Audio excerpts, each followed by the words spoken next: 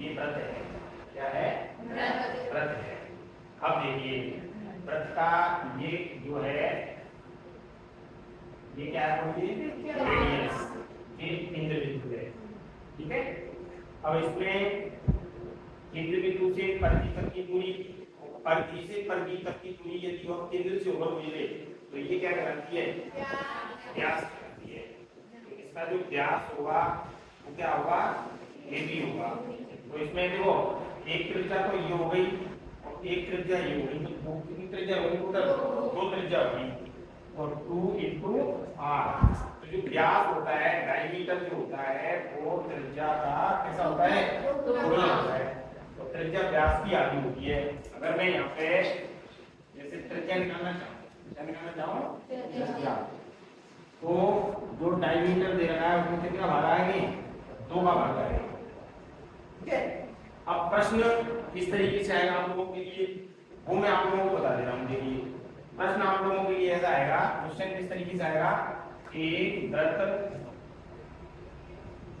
वृत्त की परिधि, एक वृत्त की परिधि 176 सेंटीमीटर है, तो व्यास क्या होगा? व्यास क्या होगा? प्रश्न ये है।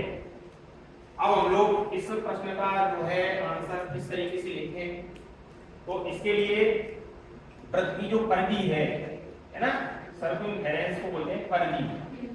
ठीक है। कितनी है बताइए? 176। वृत्त की परिधि क्या होगी बोलो? 2πr हो गए 176।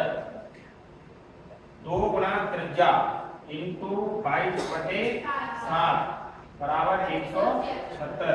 देखो यहाँ पे मैं इसको काट करके दिखा रहा हूँ आप लोगों के लिए। देखो 22 से कम 22, 22 × 176। ठीक है। क्या कितना मतलब बोलो? 2r। 2r का मतलब क्या हो गया बेटा? क्या पूछ रहा है? व्यास। क्या पूछ रहा है? व्यास बराबर। अब ये 7 यहाँ से हटेंगे तो 7 का गुणा किससे होगा? 7 8 56 सेंटीमीटर। तो ये हमारा क्या हो गया? आंसर हो गया। समझिए ना? तो अगर कोई प्रश्न आप लोगों के लिए आता है कि एक वृत्त की परिधि इतनी दी हुई है तो उसकी त्रिज्या ज्ञात करिए। अब त्रिज्या करते 2 का भाग लगा देते इसमें 28,000। भाई हमें वहां तो व्यास दे रखा है, त्रिज्या निकालनी है तो कितने भाग लगा देंगे? 2 का भाग लगा देंगे। परिधि दे रखी है, परिधि की जगह क्वेश्चन घुमा भी सकता है। यदि एक वृत्त का इस तरीके से पूछ सकता है, देखो क्वेश्चन ऐसे भी पूछ सकता है, एक वृत्त का क्षेत्रफल 154 सेंटीमीटर स्क्वायर है, तो बताइए उस वृत्त का व्यास क्या होगा? क्वेश्चन कैसे आएगा हमारे लिए, है ना? तो आप लोग कैसे करेंगे? तो बड़ा आसान है। एरिया को बोलते हैं क्षेत्रफल। ठीक है। कितना दे रखा है? 154। अच्छा, क्योंकि हम जानते हैं वृत्त का क्षेत्रफल जो होता है वो होता है πr²। होता है। तो बेटा यहाँ पे लिखेंगे πr² बराबर 154। पाई का मतलब कितना होगा? 2.5 इंटू r² बराबर 154। मैं काटने के लिए दूसरे तरीके का इस्तेमाल कर रहा हूँ। देखो पाई 154। ठीक है। तो क्या हो जाएगा? r² बराबर 7 r का मान निकाला। देखिए बेटा नंबर में चला गया तो कितना निकल गया? 7 सेंटीमीटर। मैं क्या निकालना है? वो व्यास निकालना है। तो 2 × 7 कर देंगे, कितना आ जाएगा? 14। तो इस प्रकार के यदि प्रश्न आते हैं तो आप लोगों को घबराने की आवश्यकता नहीं है, आप लोग कोशिश करें। समझ में आ गई बात? एक प्रश्न मैं और बता देता हूँ आप लोगों के लिए, इनको नोट करने की आवश्यकता है, इनको सरल है, ज्यादा मतलब नहीं, बस ध्यान रखना थोड़ा सा। इसी के बेटा ये त्रिज्या निकल का है, व्यास निकालना है तो त्रिज्या का गुना कर दो व्यास निकलेगा। अब देखिए आगे बढ़ते हैं। अगर एक प्रश्न मैं बताऊं आप लोगों के लिए, यदि एक प्रश्न और है, यदि एक वृत्त की परिधि 80 सेंटीमीटर है तो त्रिज्या का मान बताइए, है ना। अब आप लोगों को इसको करना है तो देखो कैसे करेंगे। एक वृत्त की परिधि कितनी मीटर की है, सर्कमफेरेंस 88 सॉरी, है ना। सर्कमफेरेंस का मान क्या होता है 2 पाई r होता है। ये बेटा पाई है ना, पाई की वैल्यू होती है 22/7, लोग मानते हैं सन्निकट मान 2 पाई r बराबर 88, 2 into 22/7 into r बराबर 88। अब देखो पाई दूनी 44 दूनी 88, पाई दूनी 44 44 दूनी 88। अंश से अंश कटता है, हर से हर कटता है, ये ध्यान रखेंगे। हर से अंश नहीं कटता, तुम 7 से इसको काटेंगे, ऊपर वालों से ऊपर वाला कटता है, मतलब अंश से अंश कटता है, हर से हर से कटता है। ठीक है, तो पाई दूनी 44 दो बार कट गया। अब इस ये हमें निकालना है, क्या निकालना है, हमें निकालना है r, जो वही पूछ रहा है त्रिज्या का मान बताइए। r निकालना है तो 7 दूनी इसका एक्स इंपॉर्टेंट है, 7 दूनी 14। ये हमारा क्या निकल के आ गया, आंसर निकल गया। क्लियर है ना। तो बेटा इस तरीके का यदि प्रश्न है तो छोड़ो ना, अगर वो क्वेश्चन ऐसे पूछ ले आप लोगों से, यदि एक वृत्त की त्रिज्या 7√3 सेंटीमीटर है तो क्षेत्रफल क्या होगा। अब आप लोग घबरा गए यार, तो अंडर वाला आ गया, तो बेटा बहुत सरल है। क्या निकालना है हमें, क्षेत्रफल निकालना है। वृत्त का क्षेत्रफल क्या होता है, पाई r होता है। पाई की वैल्यू कितनी होती है, r का स्क्वायर, यानी 7√3 का स्क्वायर। अब बेटा मैं यहाँ पे देखूंगा 7√3 into 7√3 बराबर है ना। देखो 7 की जगह 7 आएगा, 7 की जगह 7 आएगा, √3 से √3 हट जाएगा, कितना बचेगा खाली 3 है ना। तो यहाँ क्या लिखूंगा मैं 22/7 into 7 into 7 into 3, तो 7 से 7 क्या हो गया, पाई 22 का गुणा 7 से करो तो 22 7 154, और फिर 3 का गुणा कर दो 312, 3 5 15 16, 3 3 और 1 462 सेंटीमीटर स्क्वायर। ये हमारा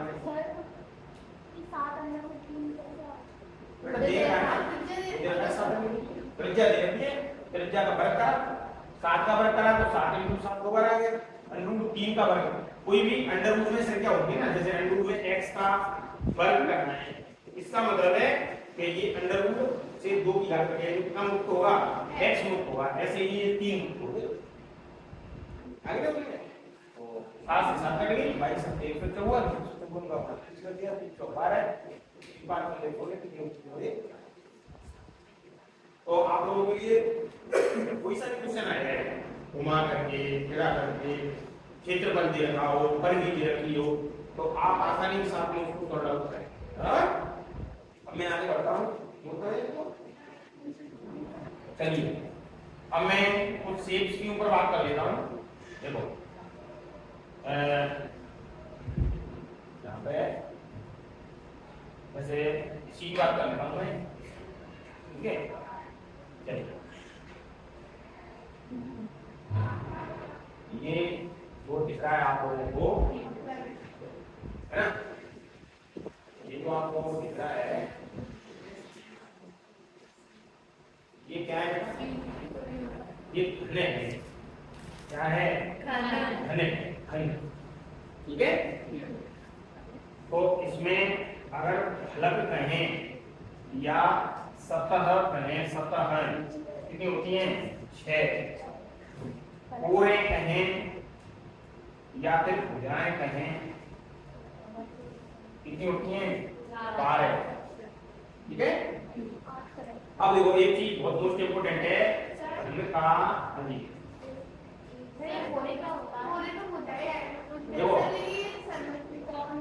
मेरी बात मैं समझा रहा हूँ। देखो ये पॉइंट है, ये पॉइंट है, ये पॉइंट है, ये पॉइंट है, ये पॉइंट है, ये पॉइंट है, ये पॉइंट है और ये पॉइंट है। इसके अलावा कोई पॉइंट है क्या? नहीं।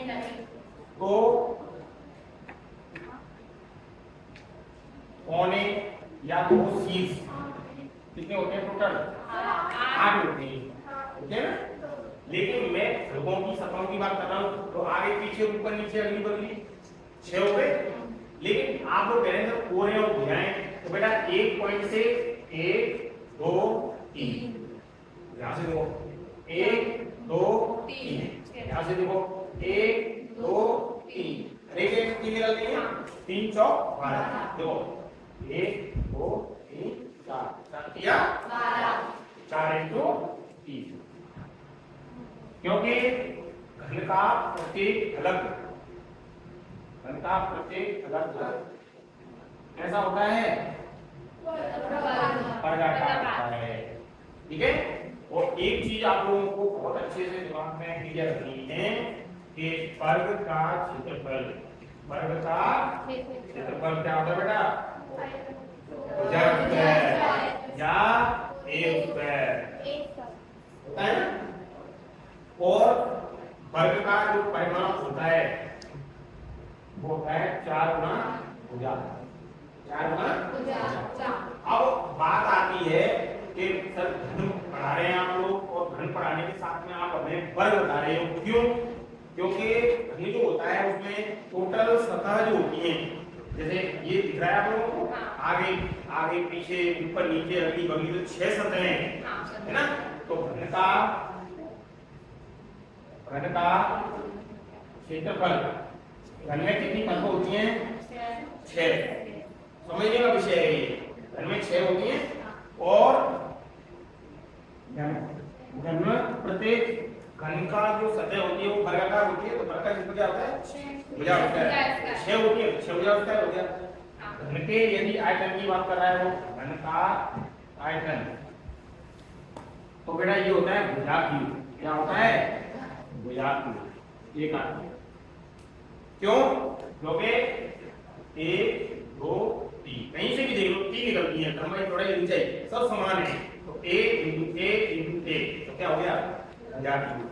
और एक चीज और है, घन का विकर्ण, घन का विकर्ण, शीर्ष को शीर्ष से मिलाने वाला रेखाखंड। देखो मैं आप लोगों को क्लियरली बता देता हूं, इसमें सबसे लंबा विकर्ण घूमो ये बात ऐसे कर लो,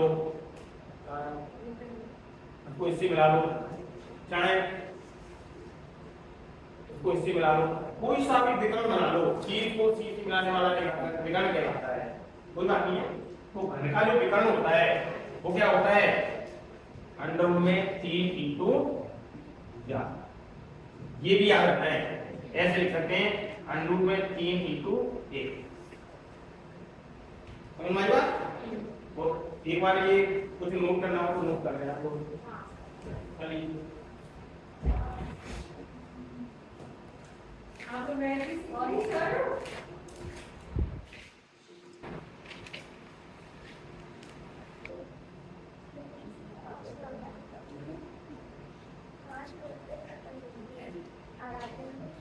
देखिए, इसमें अक्सर कर बच्चे जो गलती करते हैं ना वो इसमें करते हैं, घन का विकर्ण इसमें करते हैं, तो ये होता है √3 इंटू भुजा, √3 इंटू एक साइड है भुजा, ठीक है। और कोने शीर्ष कितने होते हैं? 8 होते हैं। आवा सादा वाले क्वेश्चन में पूछा जा सकता है, सिलेंडर प्लेन्स वाले में पूछा जा सकता है, रिक्ति स्थान वाले आते हैं ना जैसे उनमें, तो आप लोग घबरा मत जाना, घन हो चाहे घना हो मैंने कहा देखो घन हो या फिर घना हो, सभी में कोणीय शीर्ष कितने होते हैं? घन हो या घना हो फलक सतह कितनी होती है? 6। घन हो या घना हो कोरे यानी भुजाएं कितनी होती हैं? 12। लेकिन घन में दो भुजाएं होती हैं, उसका प्रत्येक फलक कैसा होता है? और घना का जो होता है वो होता है आयताकार। कैसा होता है? आयताकार। ये हमें याद रखना, ठीक है। तो इससे संबंधित जो प्रश्न है वो मैं आप लोगों को देख लें, एक बार देख लें अच्छे से। ये दिख रहा है आप लोगों को? उम्मीद है दिख रहा होगा, है ना। अब देखिए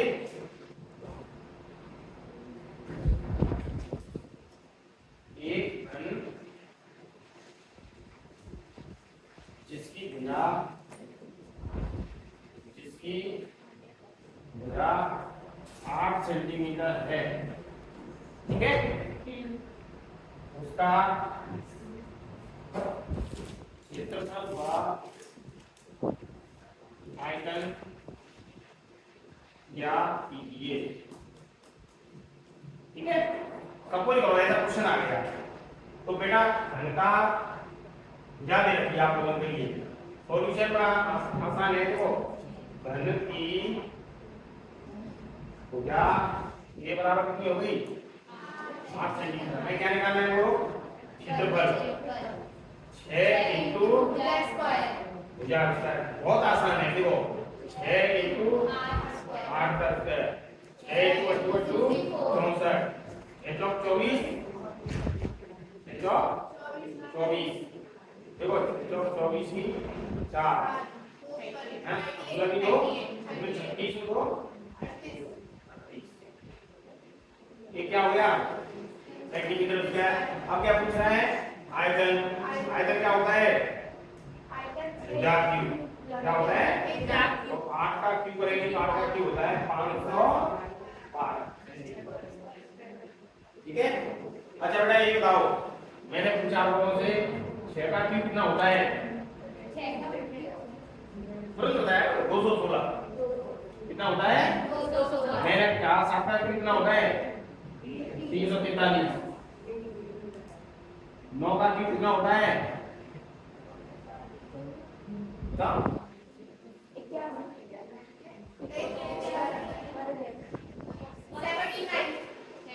तो देखो नब्बे नब्बे 81 का मान हो सके तो 9 कम 9 9 8 है, समझ गए ना।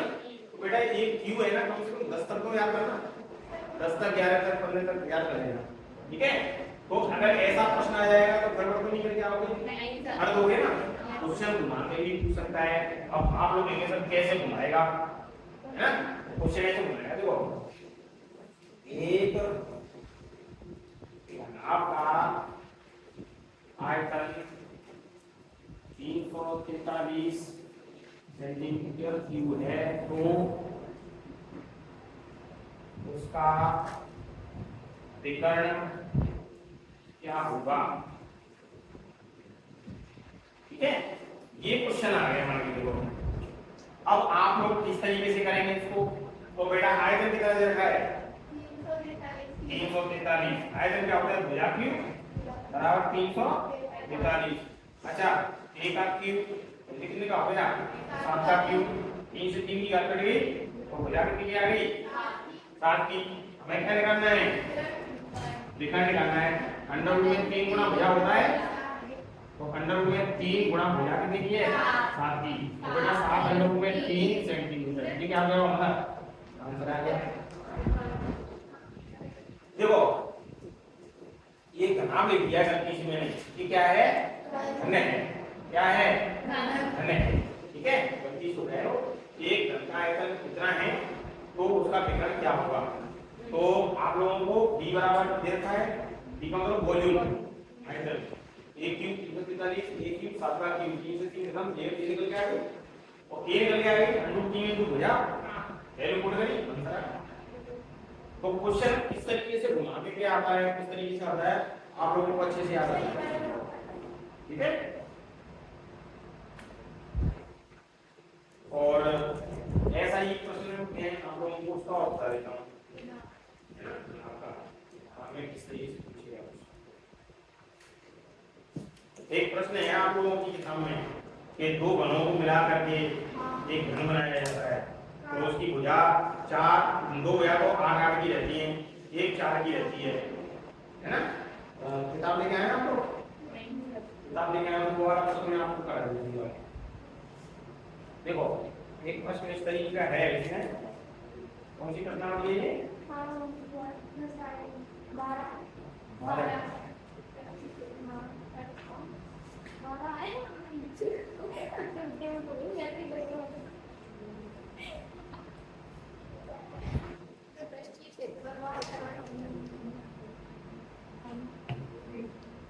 चलो बेटा मैं इसको बता दूं।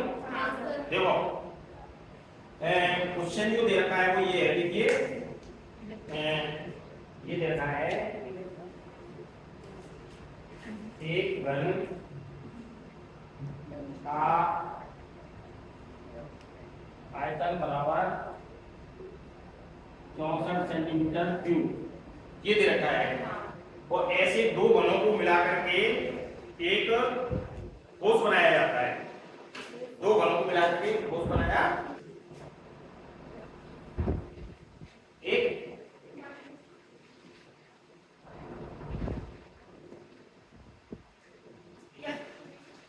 अब ऐसे ही इसको इससे मिला देंगे, मिल गया। अब आगे इसको हम लोग थोड़ा सा और ले लेंगे इधर, ठीक है।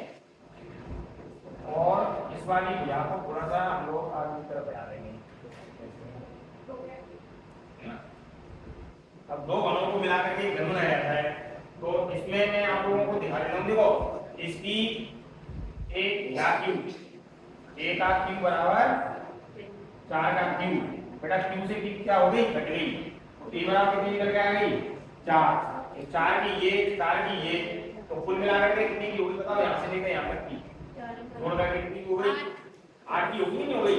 ऐसे ये वाली भी किया है तो ये कितनी हो गई, 8 की हो गई, लेकिन ये तो 4 ही नहीं, तो लंबाई कितनी की है 8 की, है ना। ऊंचाई कितनी की है, ऊंचाई भी 4 की, और चौड़ाई, ये तो क्लियर हो गया ना। देखो अब दो पुस्तक L B 4 into 8 into 4, B H का मान कितना जाएगा, बी एच का 4 into 4, H into L 4 into 8। देखो दो ब्रैकेट में 32 7 16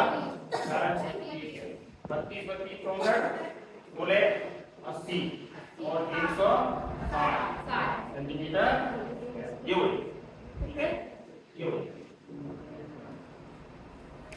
ये जो प्रश्न है इस तरीके से,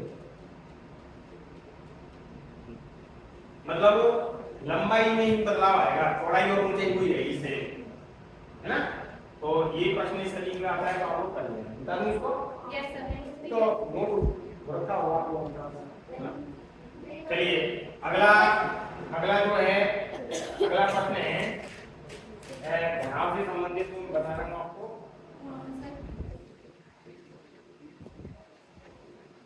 ये बेटा घनाभ है, क्या है ये, घनाभ है ना। अब इसमें देखो घनाभ में है ना एल बी और एच, इसको याद रखना आप लोग। इसको अगर आप लोग याद रखेंगे तो मेरी गारंटी है नहीं आएगी, है ना। देखो एल बी एच आएगा तो सब याद रखते हैं, छोटी सी बात है, एल बी एच को नॉर्मली याद रहेगा।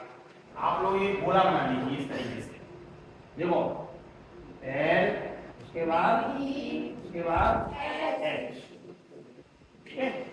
अब देखिए मैं पहले निकाला हूं क्षेत्रफल, क्या निकाला हूं, क्षेत्रफल। तो क्षेत्रफल निकालने के लिए प्रत्येक जो घनाभ होता है क्या होता है? घनाभ।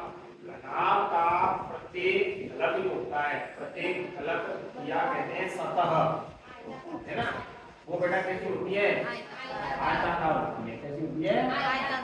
आयताकार होती है। तो ये तो आपको दिमाग में अच्छे से आ गई।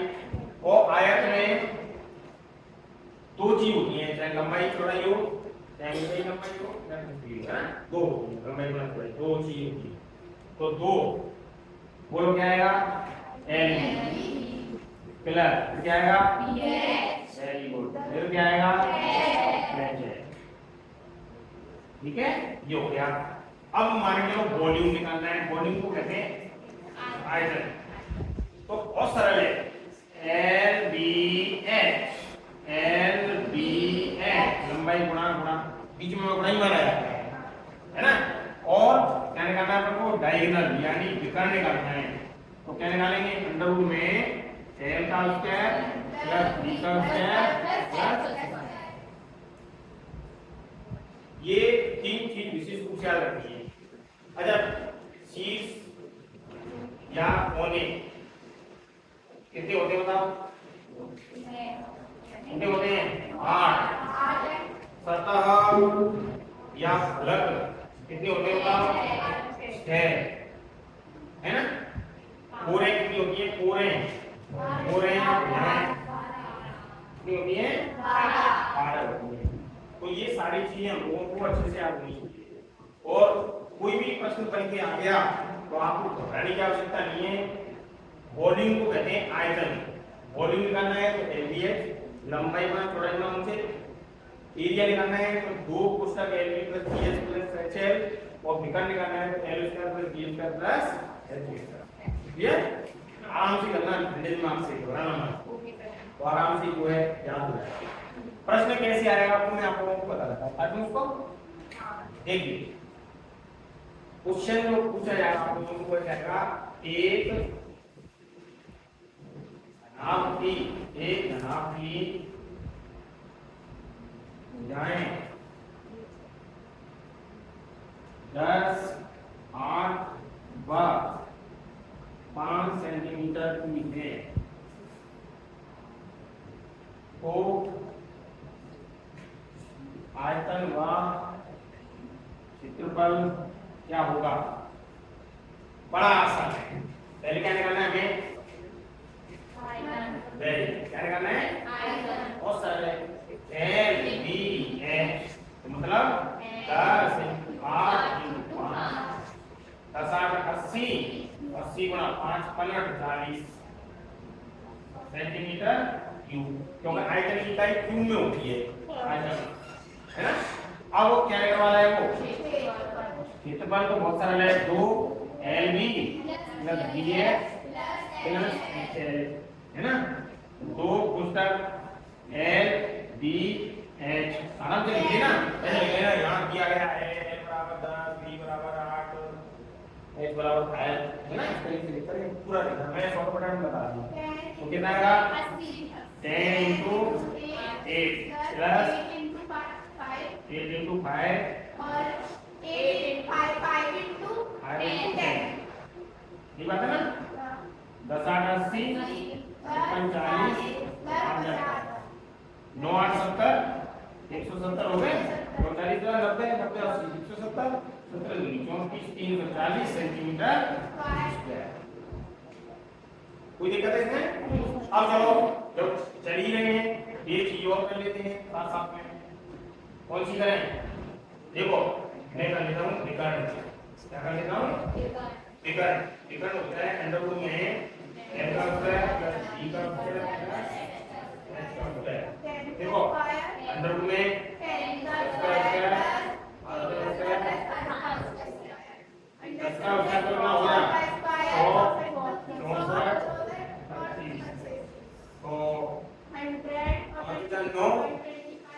2 6 8, है ना।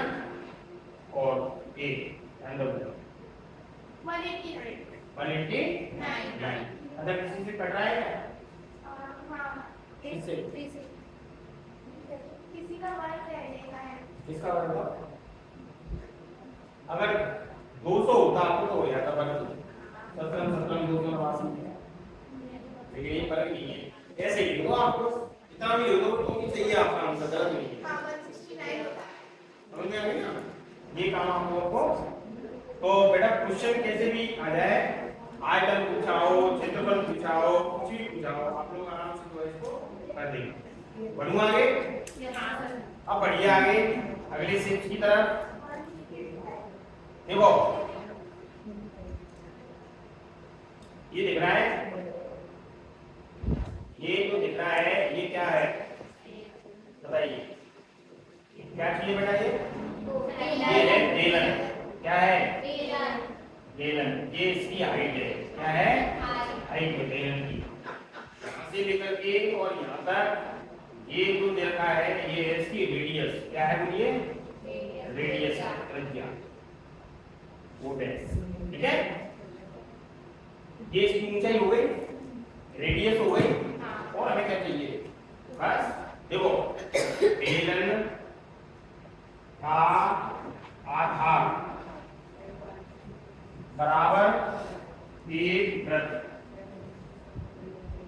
बेलन का आधार क्या होता है, देखो आधार जिस पर टिका हुआ है, मेरे पैर जो है ना वो मेरा आधार है, मेरे पैर जो है वो मेरा आधार है।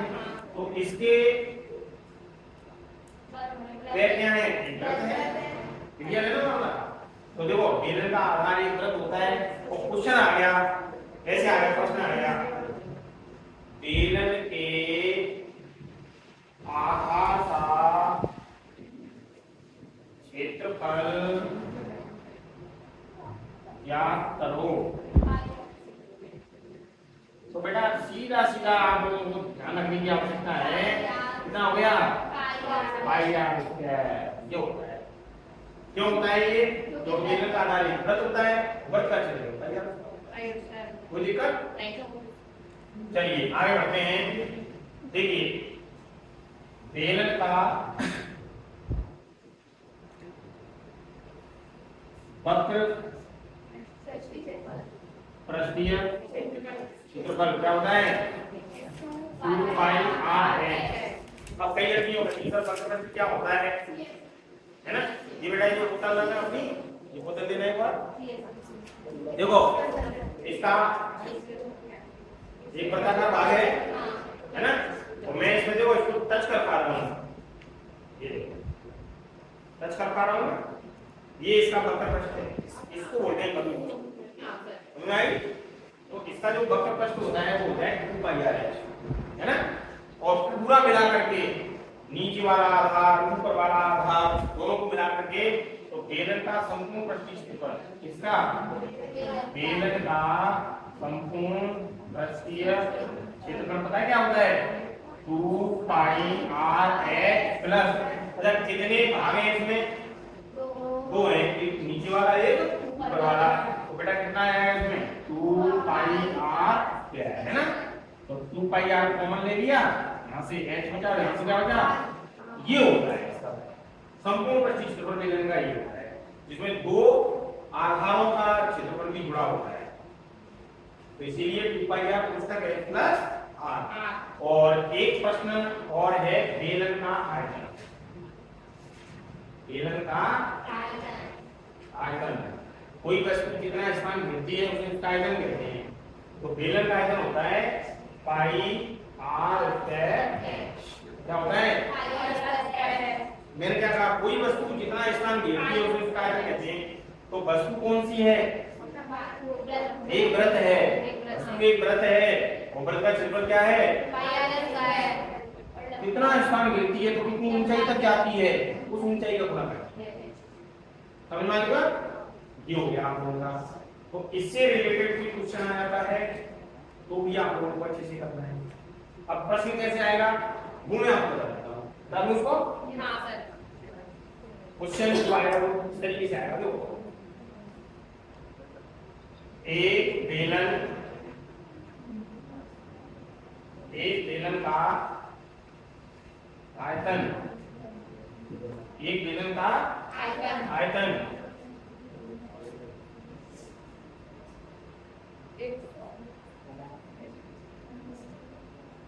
40 सेंटीमीटर क्यूब है, अर्थात इसकी ऊंचाई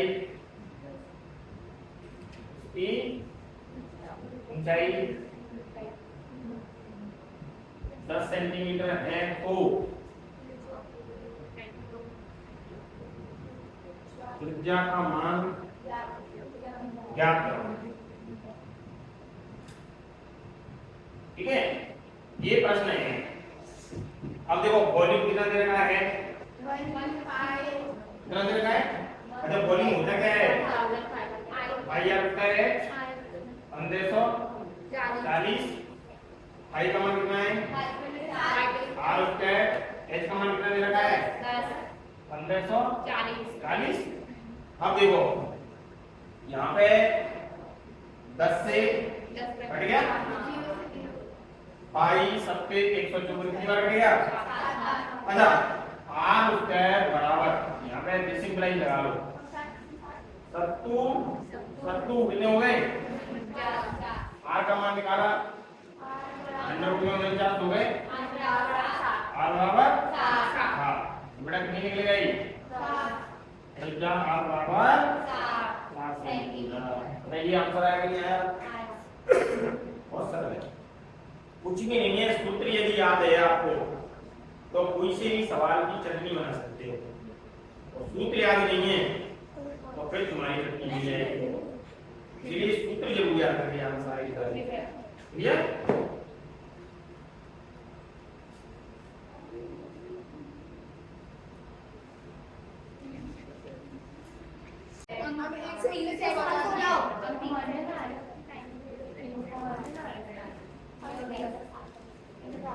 चलिए बेटा देखिए, ये है E और ये है E, है ना। तो इसको बोलते हैं आधारभूत समानुपातिकता प्रमेय।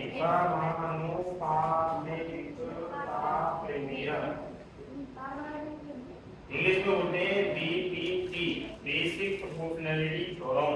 ठीक है, ये क्या होती है, पहला स्टेशन बटे दूसरा स्टेशन बराबर तीसरा स्टेशन बटे चौथा स्टेशन। इसका मतलब AD बटे DB बराबर AE बटे EC। अगर ये दे रखा है तो इसका मतलब है कि DE समानांतर होगा BC के। DE किसके समानांतर होगा, BC के। ठीक है, एक प्रश्न में यहाँ पे आप लोगों को करा रहा हूँ जिससे आपके दिमाग में फीड हो जाए मामला। देखो जैसे ये दे रखी है 1.8 की, ये दे रखी है 3.6 की, ये दे रखी है 2 की। तो बताइए EC का मान क्या होगा। ठीक है, अब आप लोग बड़े निश्चित हो गए कि सर हम इसका इस्तेमाल करेंगे, और इसके इस्तेमाल किस तरीके से करेंगे। देखो AD का मान कितना दे रहा है 1.8। अच्छा DB का मान कितना दे रहा है 3.6 बराबर। अच्छा AE का मान कितना दे रहा है 2 बटे EC तो ज्ञात करनी हमें।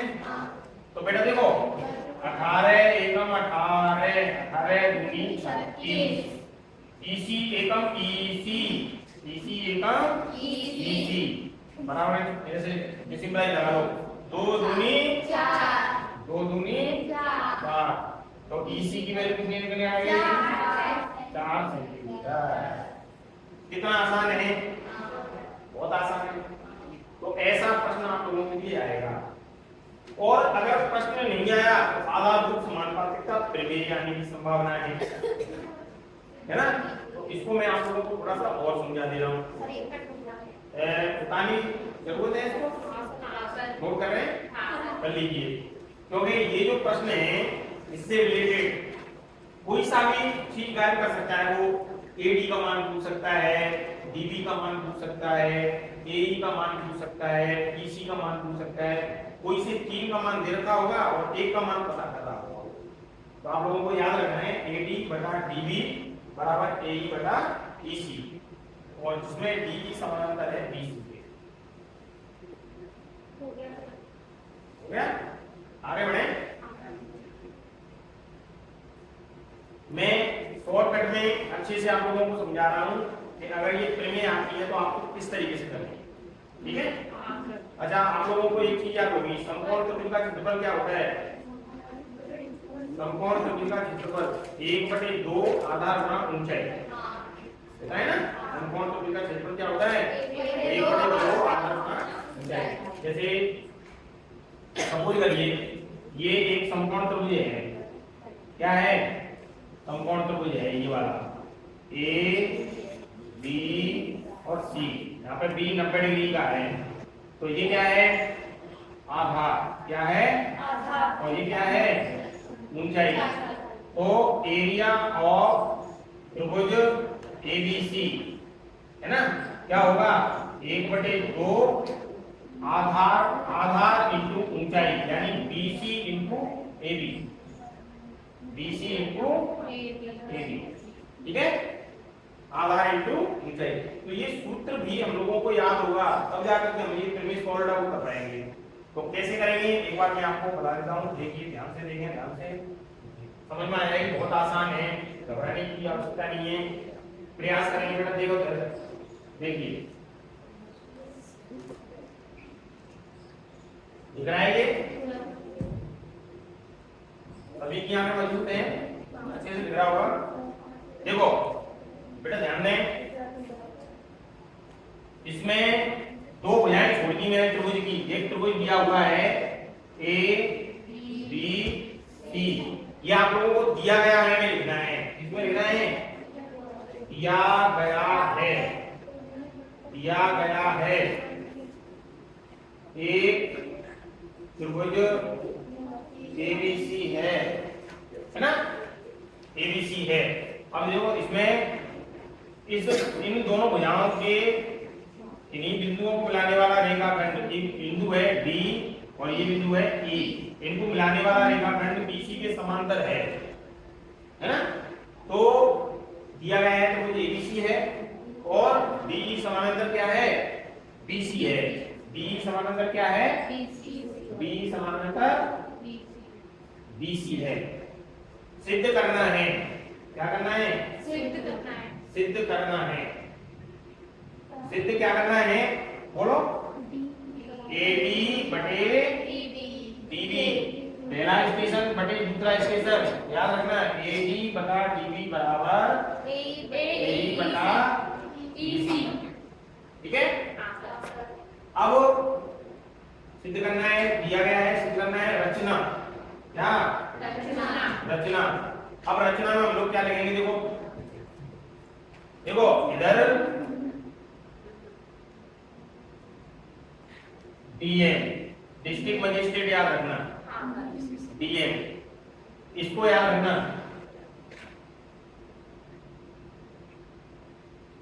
इंजीनियर तो ईएन, इंजीनियर ईएन याद रहेगा। ये भी 90 डिग्री कोण पे है, मतलब 90 डिग्री की कोण पे है, मतलब ये समकोण त्रिभुज बन रहे हैं। अगर इस पूरी की पूरी लाइन पे कहीं भी लंब है तो जो डीएम लंबवत है ना, वो एई पे भी लंब है और एसी पे भी लंब है, दोनों पे लंब माना जाएगा। ये देखो डीएम लंबवत है एई के और एसी के, पूरी पे ही लंब माना जाएगा। ऐसे ही ईएन लंब है एडी पे और एबी पे, पूरी पे ही माना जाएगा। सी को डी से और बी को ई से मिलाया, ठीक है। ये काम हमने कर दिया। तो पहले देखो त्रिभुज ए बी ई का क्षेत्रफल, एडी दिख रहा है सभी को, त्रिभुज ईडी का क्षेत्रफल क्या होगा? 1/2 आधार इंटू ऊंचाई। बेटा 1/2 आधार कितना है बोलो? इसका आधार कितना है बोलो? बोलो क्या है आधार? इसका आधार ए, क्या है? ए इंटू ऊंचाई कितनी है? डीएम, ठीक है, ये हो गया। अब ऐसे ही एक त्रिभुज और है CDE, CDE, देखो एक बार तो बड़ा वाला का निकाल लिया, एक बार इसका निकालेंगे सी डी ई का क्षेत्रफल यानी इस वाले का क्षेत्रफल। तो क्या आएगा बोलो, तो एक हो गया। अब इसी प्रकार त्रिभुज सी डी ई का क्षेत्रफल 1/2 आधार तो ये माना जाएगा, क्या माना जाएगा EC, और ऊंचाई क्या मानी जाएगी बोलो DM। भाई लंब तो इसका लंब तो ये क्या है DM। ये कौन सा हो गया, दूसरा हो गया है। एक बार इसका एक बार इसका, अब एक बार इसका और एक बार इस वाले का, है ना। तो एक तो आपकी समझ में ये आ गया, और ऊपर वाला लगा दो मैं, है ना, ऊपर वाला लगा दो।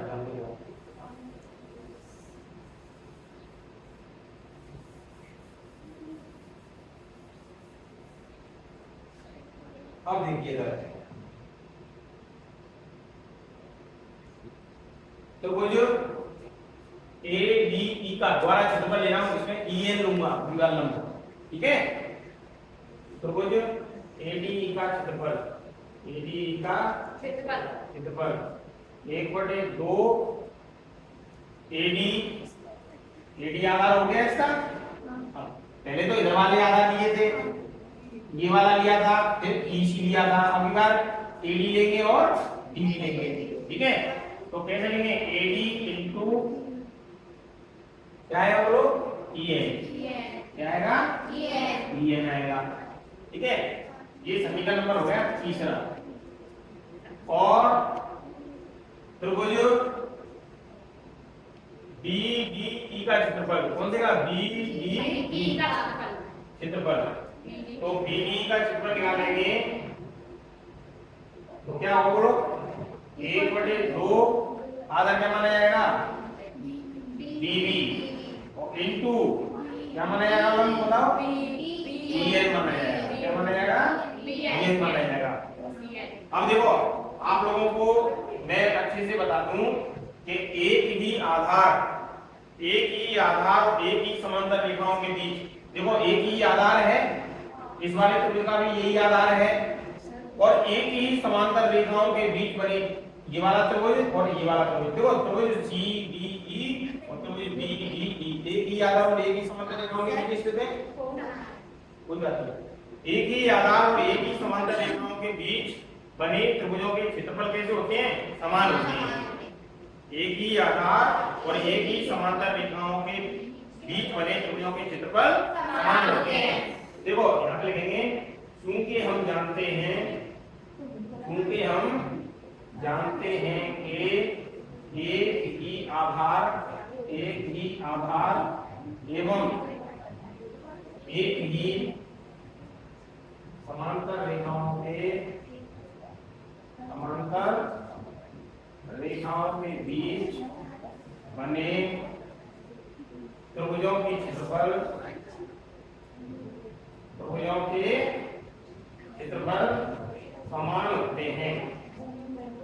समान होते हैं। अतः अब मैं थोड़ा सा यहाँ से इनको हटा रहा हूँ, मैं तो इसको हटा रहा हूँ,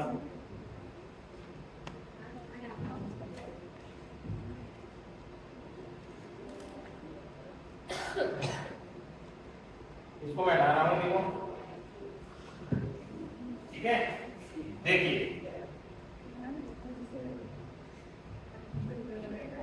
ये क्या है,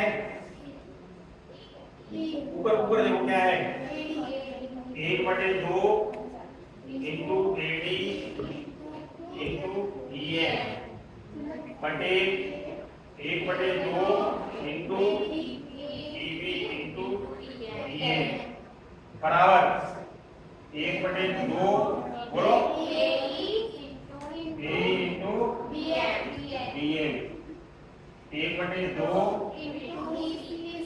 EC इंटू BN, ठीक है। अब देखिए आप 1/2 से 1/2 कट गई, DM से DM साफ गए, EN से EN साफ गए, 1/2 से 1/2 कट क्या निकल के आया बेटा इधर AD बटे AD बटे DV और AD बटे EC AD बटे DV बराबर AD बटे EC। जरा देखना E से निकलना था क्या हमें आ गया ना AD बटे DV बराबर AD बटे EC ये निकल के आ गया। तो इस तरीके से आप लोगों के लिए आप लोगों को थोड़ा सा दिया गया है सिद्ध करना है रचना उत्पत्ति सारा कुछ लिखना है थोड़ा थोड़ा। तो इस तरीके से जो है करना है और आप लोगों को सूत्र याद रखना है कि समकोण त्रिभुज का क्षेत्रफल जो होता है वो होता है 1/2 आधार ऊंचाई। क्लियर बताऊं इसको क्या नाम है ये दे रखा है बहुत आसान दे रखा है तो ज्यादा टफ नहीं है ये आप लोगों को ऐसा लग रहा है कि सर बहुत टफ होंगे ये टफ नहीं है बेटा बहुत सरल है ये बहुत आयाम प्रति और है। हाँ कर्ण का वर्ग बराबर आधार का वर्ग प्लस लंब का वर्ग ये वाली भी बेटा आ सकती है और एक समरूपता वाली है दो त्रिभुज परस्पर समरूप होते हैं कब होते हैं समरूप जब उनके संगत कोण समान हो और संगत भुजाएं परस्पर समानुपाती हो तो वो कैसे होते हैं समरूप होते हैं है ना ये भी आ सकता है ये दे रखी है बेटा ये दे रखी है यदि किसी त्रिभुज की भुजा के समांतर अन्य दो भुजाओं को भिन्न भिन्न बिंदुओं पर प्रतिच्छेद करने वाली एक रेखा खींची जाए तो अन्य दो भुजाएं एक ही अनुपात में विभाजित होती हैं ये दे रखी है तो इसको आप अच्छे से पढ़ लेना और एक समरूपता प्रमेय है ना वो भी आपको याद करनी है और एक बहुआयाम प्रमेय है तीनों में से आने की संभावना है उसको बता दूं चलिए मैं थोड़ा सा बता देता हूं जैसे एक त्रिभुज है ये एक त्रिभुज है ये दूसरा त्रिभुज है अब आप लोग कहेंगे कि सर ये तो छोटा सा है ये बहुत बड़ा है इसको नाम तो मैंने दे दिया ABC क्या नाम दे दिया ABC इसको नाम दे दिया मैंने PQR क्या नाम दे दिया PQR अब मैं कह रहा हूं कि त्रिभुज ABC है ये समरूप है त्रिभुज PQR के है ना कब होगा तो उसका मैं आप लोगों को बता दूं कि यदि ये वाला कोण इस कोण के समान हो ये वाला कोण इस कोण के समान हो ये वाला कोण इस कोण के समान हो ये वाली भुजा इस भुजा के समानुपाती हो वही भुजा इस वाली भुजा के इस वाली भुजा के समानुपाती हो वही वाली भुजा इस वाली भुजा के इस वाली भुजा के तो इसका कंक्लूजन जो निकल के आएगा वो निकल के आएगा दो त्रिभुज परस्पर समरूप होते हैं परस्पर समरूप होते हैं यदि उनके संगत कोण कैसे हो समान हो समान का मतलब बराबर हो और संगत भुजाएं दूसरा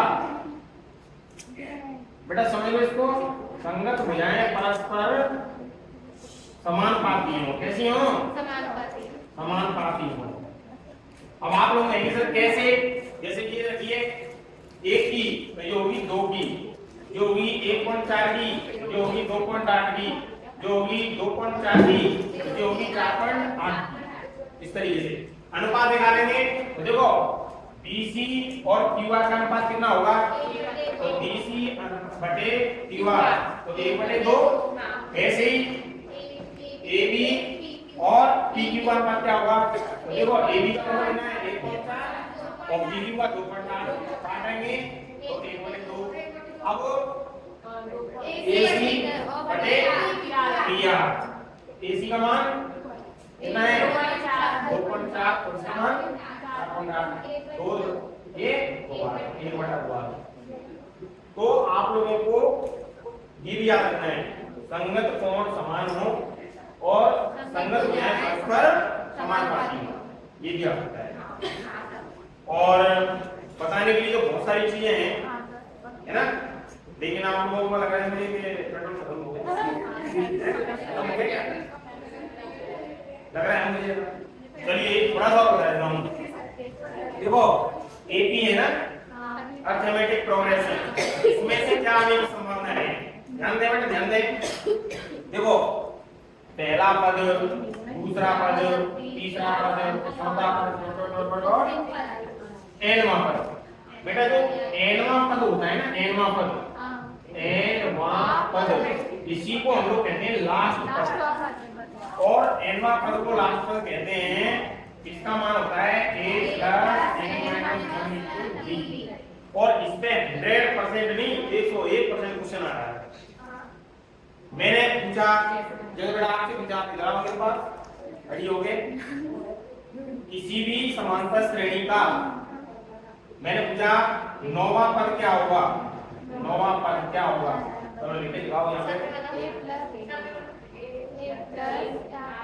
वेरी गुड, बहुत बढ़िया, बैठिए। सही बताया इसने। क्यों बताया होता है? एक कम कर देते हैं। जैसे मैंने कहा 64वां पद क्या होगा, a प्लस 63। जो ये है और ये है, इसमें से इसको घटा देंगे तो सार्वंतर निकल के आएगा। और ये है वो तो प्रथम पद है, प्रथम पद और सार्वंतर का मान लिखो, बहुत सारे पद निकाल दो, 4 पद निकालिए, 5 पद निकालिए, जो भी कहता है वो उस तरीके से निकाल देना, कोई दिक्कत? अगर आप लोगों को उसने ऐसे पूछ लिया तो है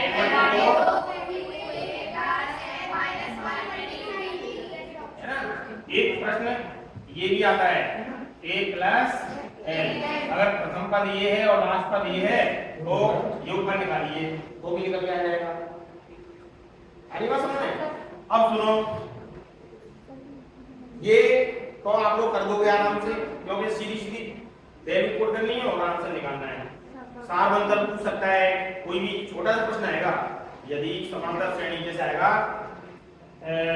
10 8 6 है ना, चौथा पद क्या होगा, चौथा पद क्या होगा? तो पहले हम ये देखें कि जो ए बी दे रखी है, इसमें ए का मान कितना है? 10। अच्छा, डी का मान निकालेंगे तो 8 में से 10 घटाएंगे, कितना आएगा? माइनस के 2। 6 में से 8 घटाएंगे तो भी माइनस के 2 हो जाएगा। क्लियर? अब बेटा उसने कौन सा पूछा है? चौथा पद। तो a प्लस 3d, राइट बात है? a प्लस 3d, चौथा पद निकालना हो a 4। तो a का मान कितना है बताओ? 10। b इंटू का मान -2। बेटा 10 माइनस से प्लस माइनस हो गई 6, कितना आ गया? चौथा पद 4 होगा। तो प्रश्न आ जाए तो छोड़ के मत आना। सार्वंतर क्या होगा, प्रथम पद क्या होगा, कोई भी प्रश्न आता है तो आप लोग जो है करके आना अच्छे से, ठीक है? अब देखिए, थोड़ा सा मैं शेप की तरफ ले चलता हूँ, आप लोग कहेंगे बार-बार शेप की तरफ ले आया सर, हमें बार-बार नहीं है ना। देखिए, ये दिख रहा है आप लोगों को, ये कौन सा गोला भाई? अर्धगोला है। ये अर्धगोला है, क्या है? अर्धगोला। तो बेटा कोई भी अर्धगोला होता है ना, उसको बोलते हैं हेमिस्फीयर, अर्धगोला। अर्धगोला जो होता है, अर्धगोला, इसका यदि मैं अर्धगोले का क्षेत्रफल कहूं, क्षेत्रफल तो होता है 2 पाई r स्क्वायर, और मैं कहूं total surface area of a hemisphere, संपूर्ण पृष्ठीय क्षेत्रफल क्या होगा अर्धगोले का? तो क्या होगा? 3 पाई r। ये ध्यान रखना, टोटल सरफेस एरिया कहे तो समझ जाना कि 3 पाई r स्क्वायर होगा, और खाली पृष्ठीय क्षेत्रफल कहे तो 2 पाई r स्क्वायर होगा, ठीक है? आयतन क्या होगा? 2/3 पाई r क्यूब, ठीक है? एक अर्धगोला दे रखा है, पूरा वाला क्या दे रखा है? पूरा वाला गोला दे रखा है, तो इसका होता है 4/3 पाई r क्यूब, ये होता है वॉल्यूम। और टीएससी क्या होता है इसका?